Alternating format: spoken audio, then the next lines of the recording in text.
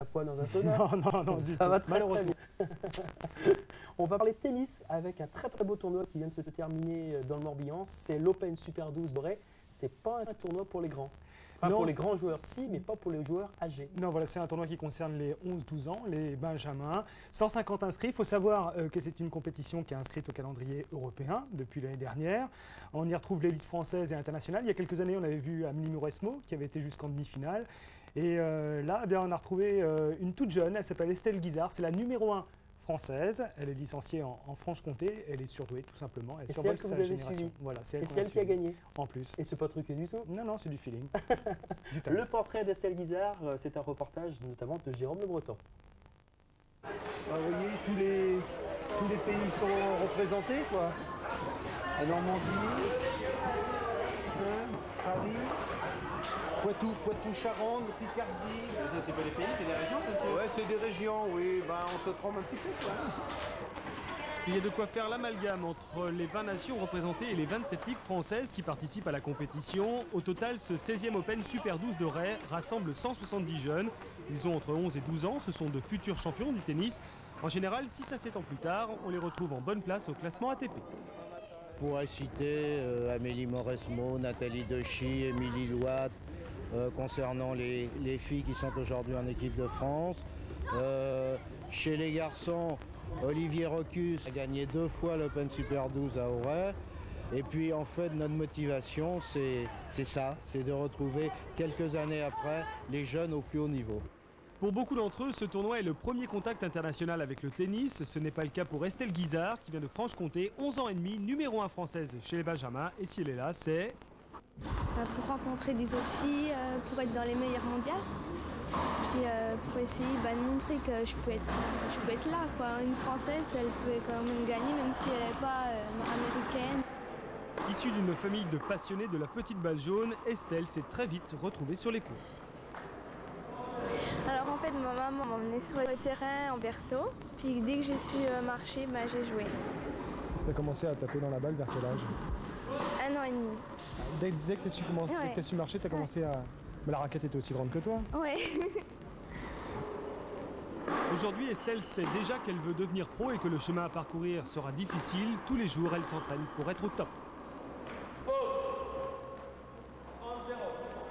On travaille surtout sur la fréquence, donc les intermittents, ça veut dire qu'on travaille, on fait 10 secondes ou 15 secondes de travail, on se repose le même temps, et ça pendant 7 ou 8 minutes, ça dépend. Pour vivre sa passion, elle bénéficie d'horaires aménagés en classe. Pendant la compétition, elle est soumise à un rythme très précis. Alors le matin, je me lève, ça dépend quand je joue, tôt souvent. Après, je vais m'entraîner physiquement puis tennistiquement. Après, je fais des matchs et puis le soir, je dois être couché à 9 h. Elle et sa copine Meggy, numéro 3 française, entendent bien jouer dans la cour des grands et même leur entraîneur reconnaît que ces deux jeunes pousses ont le potentiel pour aller loin. Pour l'instant, elles sont dans le coup. Ça ne veut pas dire que demain, elles y seront encore. On a un immense avantage, c'est d'avoir deux filles qui ont vraiment un projet déterminé. Donc nous, on est là pour les aider et puis la Ligue met en place une structure qui leur permet d'évoluer. Et pour l'instant, ça se passe très bien. Pour tous ces espoirs, l'Open Super 12 de Ray s'affirme comme un mini championnat du monde, une bonne occasion de se faire la main avant de plonger dans le bain du professionnalisme. Et ben là, on se prend une raclée facile tous les deux, hein, Jérôme. Et je dois vous avouer qu'au début, j'ai voulu essayer de faire quelques balles avec Estelle, puis je me suis découragé finalement. C'est pas la peine. Hein. Non, Auray a très bien réussi aux Français cette année. Oui, bizarrement, parce que ça fait quand même 6 ans chez les garçons, 7 ans chez les filles qu'on n'avait pas vu de Français sur la première marche du podium. Là, Estelle Guizard qui remporte le tournoi. Et puis chez les garçons, Alexandre Hervy de la Ligue du Centre bat un Breton qui s'appelle Vincent Sapen.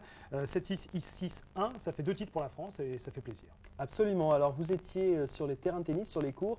Vous êtes maintenant en canoë-kayak du côté des Roches du Diable, sous un beau soleil, un beau ciel bleu avec beaucoup de gens. Voilà, beaucoup de monde. Un beau site, les Roches du Diable, beaucoup d'affluence, 4000 personnes. Ça fait longtemps qu'on n'avait pas vu autant de monde sur les Roches du Diable. Et puis beaucoup de monde, 10 nations représentées.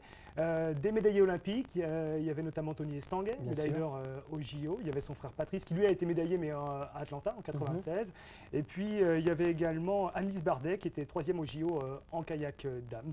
C'est un rendez-vous incontournable. Pour ceux qui ne connaîtraient pas encore, c'est vrai que c'est du très très haut niveau. Oui, c'est un rendez-vous un petit peu particulier parce que c'est le premier rendez-vous post-olympique. Donc la première édition a eu lieu en 97. Là c'était la 2e édition. Donc c'est un rendez-vous important parce que ça permet aux kayakistes et aux canoïstes de peaufiner leur préparation et puis de se confronter aux meilleurs. Ok, vous n'avez pas suivi les meilleurs justement, vous avez voulu prendre un autre angle et vous avez choisi notamment de nous présenter les jeunes pousses, les espoirs bretons.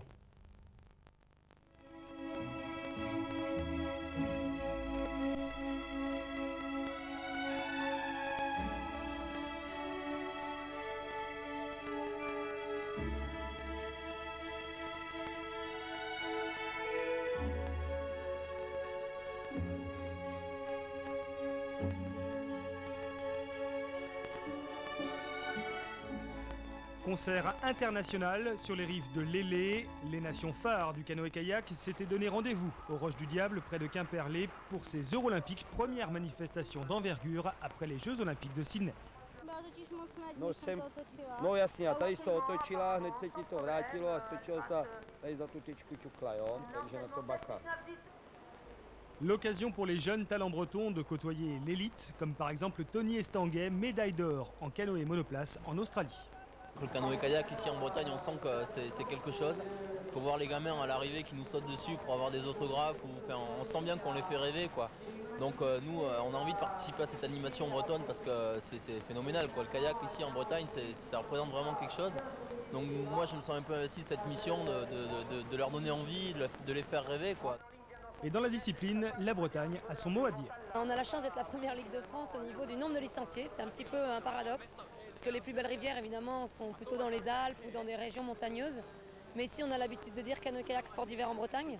Donc on a acquis un petit peu nos lettres de noblesse grâce à ça. Les athlètes s'entraînaient toute l'année. Et on commence à avoir des juniors bretons qui prétendent à des championnats du monde junior. Et puis des gens comme Jérôme Le Gall, des canoës monoplaces qui commencent à être sélectionnés à participer à des Coupes du Monde et qu'on espère voir, bien sûr, à Athènes en 2004. Jérôme Le Gall, pour qui cette réunion est un premier test, à 20 ans, le Lagnonnais prépare sa saison mondiale. L'an dernier, il a rejoint l'équipe de France et nourrit aujourd'hui des ambitions légitimes, sans oublier sa Bretagne natale. C'est quand même un passage obligé de venir faire des courses en Bretagne. Et voilà, donc en plus, vu que c'est chez moi, j'aime bien le site, c'est un site naturel, c'est sympa. Pour cette année, j'espère me sélectionner au moins pour les Coupes du Monde, donc c'est mon objectif principal. Et pour la suite, je suis pas du monde et pourquoi pas les Jeux dans 2004-2008. Autre breton à surfer sur le haut de la vague, le duo Le Pennec-Kéméret, remplaçant au JO de Sydney, vice-champion de France. L'équipage est passé du rôle de doublure à celui de leader après que Addison et Forgue aient rangé leur pagaie. On a travaillé pendant la dernière Olympiade avec eux, on a pris on a gagné beaucoup d'expérience avec eux et je pense que maintenant effectivement on a de quoi voler de nos propres ailes et d'aller chercher les toutes meilleures places. Vainqueur en 2000 de la Junior Brace Cup, Marie Le Breton se pose comme l'une des meilleures spécialistes en kayak dame. La Rennaise se destine à des études d'ingénieur et doit mener de front sa scolarité et la compétition de haut niveau. Je m'entraîne quasiment tous les jours à Cesson, mais je fais à la fois du bateau mais aussi de la musculation et des footings. Donc ça c'est pendant la semaine et puis le week-end ça dépend s'il y a des compétitions ou pas.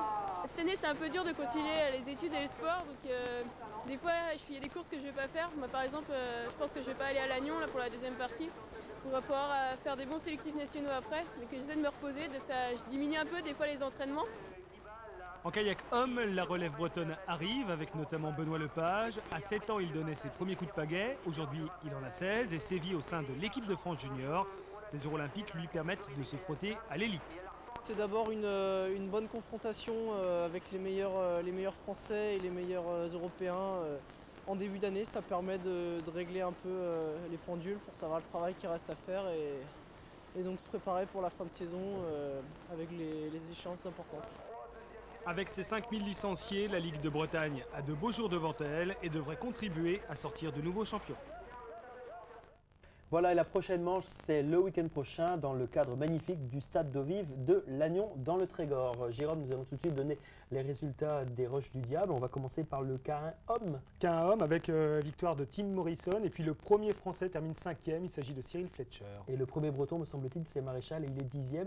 Le K1 femme. Ouais, victoire de Heather Corey avec l'accent. Yes. Et puis deux Françaises derrière, Peggy Dickens et puis Marie Gaspard. Le premier Breton, c'est justement le Breton. Il est, me semble-t-il, aussi 14e. On continue avec le C1. Oui, avec une petite surprise parce qu'on attendait Tony Estanguet, le champion olympique. Finalement, c'est son compatriote, collègue de l'équipe de France, Olivier Lalliet, qui l'emporte. Tony a commis quelques fautes, ce qui lui a coûté la première place. Et puis troisième, c'est le frère de Tony, Patrice. On continue avec le C2. Voilà, avec les frères Luquet, Pierre et Christophe, qui arrivent sur la première marche, devant Bran et Forgy, qui sont champions du monde junior 2000. Et puis on a vu Kéméré Le Pennec dans le reportage tout à l'heure. Les Bretons terminent troisième. Merci Monsieur Le Breton, c'est la fin de ce magazine, c'est la fin de Sport Break. J'aurai grand plaisir à vous retrouver lundi prochain à partir de 20h30 pour 2 heures de sport en Bretagne. Kenavo.